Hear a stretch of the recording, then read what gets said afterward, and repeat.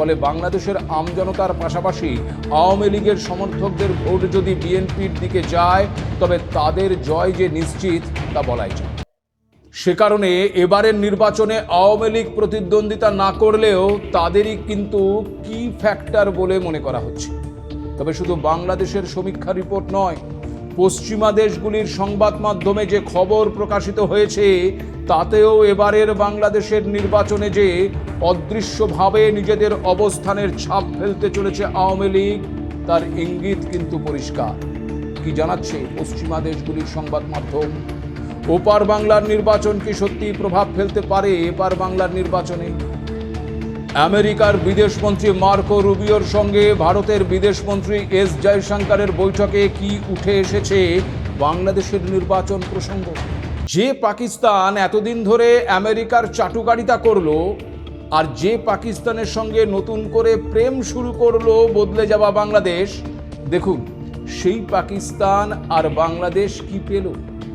ভারত এবং আমেরিকার মধ্যে বাণিজ্য চুক্তির সিদ্ধান্ত চূড়ান্ত হতেই মুনির আর শরীফদের বিরুদ্ধে সমালোচনার ঝড় উঠেছে এখন পাকিস্তান। কারণটা পরিষ্কার, আমেরিকার চোখে চোখ রেখে কথা বলার পরেও ভারতীয় পণ্যের ওপর মার্কিন শুল্ক কমে হয়েছে 18%, আর ট্রাম্পের চাটুকারিতা করে পাকিস্তানের ওপর মার্কিন শুল্কের পরিমাণ 19%, আর বাংলাদেশের পণ্যের ওপর মার্কিন শুল্কের পরিমাণ 20%। বুঝতে পারছেন তো পাকিস্তানের সাধারণ মানুষের রাগের কারণটা? এখানেই শেষ নয়, ইন্দো মার্কিন বাণিজ্য চুক্তি সিদ্ধান্ত চূড়ান্ত হবার পাশাপাশি আবার মার্কিন বিদেশমন্ত্রী মার্কো রুবিওর সঙ্গে বৈঠক করেছেন ভারতের বিদেশমন্ত্রী এস জয়শঙ্কর। দুজনের মধ্যে বিরল খনিজ অনুসন্ধান, মাইনিং, প্রক্রিয়াজাতকরণ সহ একাধিক ইস্যুতে দ্বিপাক্ষিক সহযোগিতার বিষয়ে আলোচনা হয়েছে। দুপক্ষই নিজেদের স্বার্থ এগিয়ে নিয়ে যাওয়ার জন্য একটি সমৃদ্ধ ইন্দো প্যাসিফিক অঞ্চলের উপর গুরুত্ব আরোপ করেছে। আর এই দুপক্ষের স্বার্থের জায়গা থেকেই অনেকে মনে করছেন যে দুই নেতৃত্বের মধ্যে বাংলাদেশের পরিস্থিতি নিয়েও আলোচনা হয়ে থাকতে পারে। যদিও এই বিষয়ে সরকারিভাবে কিছুই জানানো হয়নি, তবে যেহেতু এর আগেও রুবিও এবং জয়শঙ্করের মধ্যে বাংলাদেশ নিয়ে আলোচনা হয়েছিল, ঠিক সে কারণে বাংলাদেশের নির্বাচনের ঠিক আগে সে বিষয়ে আলোচনার সম্ভাবনা কিন্তু জল্পনা তৈরি করছে। একথা অস্বীকার করার কোনো জায়গা নেই যে বাংলাদেশের নির্বাচন ভারত এবং আমেরিকার জন্য ভীষণভাবেই গুরুত্বপূর্ণ। সীমান্তবর্তী দেশ হওয়ায় বাংলাদেশ যেমন ভারতের কাছে গুরুত্বপূর্ণ, আবার বাংলাদেশ যেভাবে এই মুহূর্তে চীনের দিকে ঝুঁকছে তাতে মাথা ব্যথার কারণ রয়েছে আমেরিকার। এবারের বাংলাদেশের নির্বাচন তাই সে দেশের মানুষের পাশাপাশি ভূ রাজনৈতিক প্রেক্ষাপটেও ভীষণভাবে তাৎপর্যপূর্ণ। কারণ এবারের বাংলাদেশের নির্বাচনের ফলাফলের উপর নির্ভর করছে ভারত এবং আমেরিকার সাথে আগামীতে বাংলাদেশের সম্পর্ক কেমন হবে সেই বিষয়টি। এই অবস্থায় পশ্চিমা সংবাদ মাধ্যমগুলোতে যে খবর প্রকাশিত হচ্ছে তা কিন্তু ভীষণভাবেই উল্লেখযোগ্য। দ্য গার্ডিয়ানের একটি প্রতিবেদনের শিরোনাম অত্যন্ত গুরুত্বপূর্ণ, যেখানে বলা হয়েছে নির্বাসিত আওয়ামী লীগ সদস্যরা ভারত থেকে বাংলাদেশে রাজনৈতিক প্রত্যাবর্তনের ষড়যন্ত্র করছে।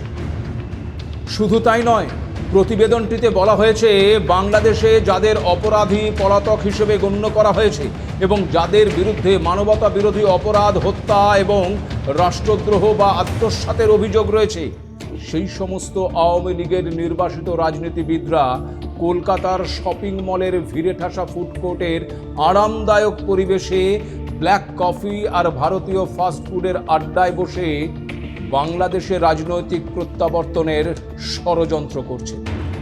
শেখ হাসিনা ঘন্টার পর ঘন্টা দলের সঙ্গে বৈঠক করছেন এবং বাংলাদেশে থাকা তার কর্মীদের সঙ্গেও ফোনে কথা বলছেন।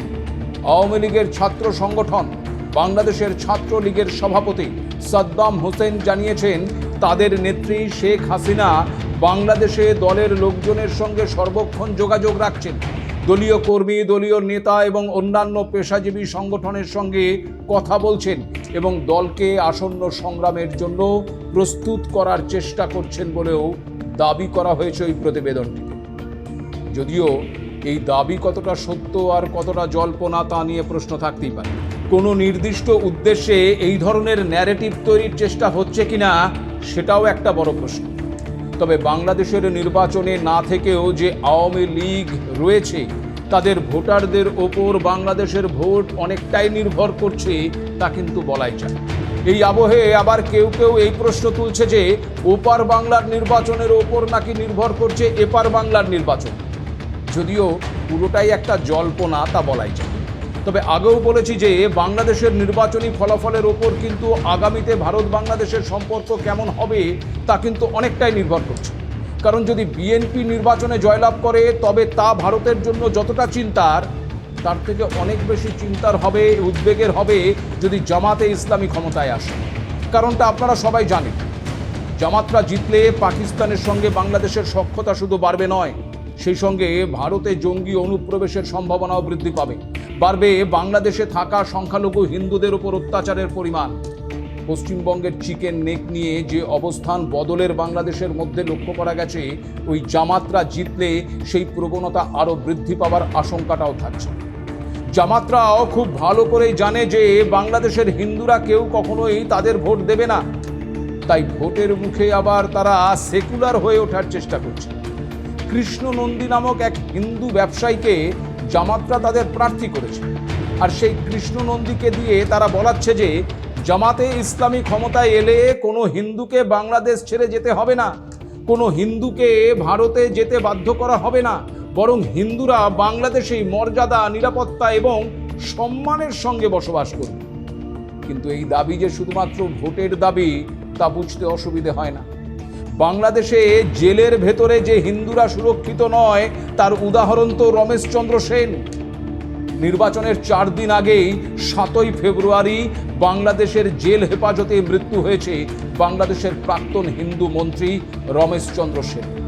আওয়ামী লীগ নেতা রমেশবাবু হাসিনা জামানায় জলসম্পদ মন্ত্রী ছিলেন। হাসিনা দেশ ত্যাগ করলেও বাংলাদেশেই ছিলেন 5 বারের সাংসদ ওই রমেশবাবু। তার নামে ভুয়ো হত্যা মামলা দায়ের করে জেলে ভরা হয়েছিল তাকে। জেলে থাকাকালীন সঠিক চিকিৎসাও করা হয়নি। 7ই ফেব্রুয়ারি দিনাজপুর মেডিকেল কলেজ হাসপাতালে মারা যান তিনি। জেলের তরফে বার্ধক্যজনিত কারণ বলে দাবি করা হলেও চিকিৎসার গাফিলতির অভিযোগ উঠছে। এরকম একটি পরিস্থিতিতে জামাতের এই হিন্দু প্রীতি যে আসলে কুমিরের কান্না তা বোঝাই যাচ্ছে। জামাতে ইসলামী জিতে গেলে তা হবে বাংলাদেশের হিন্দুদের জন্য ভয়ঙ্কর, সীমান্তের জন্য চিন্তা আর মানবতার জন্য আশঙ্কা। তাই বাংলাদেশের নির্বাচনের ফলাফল ভারতের জন্য গুরুত্বপূর্ণ, আর সীমান্ত সুরক্ষা সুনিশ্চিত করতে ভারত যে কোনো সিদ্ধান্ত নিতে পারে। আপনারা জানেন যে ইতিমধ্যেই চিকেন নেকের নিরাপত্তা বৃদ্ধিতে একাধিক পদক্ষেপ নেওয়া হয়েছে। সদ্য শিলিগুড়িতে এসে এই চিকেন নেক নিয়ে কড়া বার্তাও দিয়ে গেছেন কেন্দ্রীয় স্বরাষ্ট্রমন্ত্রী অমিত শাহ। এখানে বাংলাদেশের ভারত বিরোধী যারা রয়েছেন তারা মনে করতে পারেন যে জামাতরা জিতুক, কিন্তু একটু ভেবে দেখবেন, জামাতরা না জেতাটা যতটা ভারতের জন্য প্রয়োজন তার থেকে কিন্তু বেশি প্রয়োজন বাংলাদেশের মানুষের জন্য। কারণ শুধু বাংলাদেশ নয়, গোটা বিশ্বই এখন এটা খুব ভালো করেই জানে যে এ ভারত অন্য ভারত।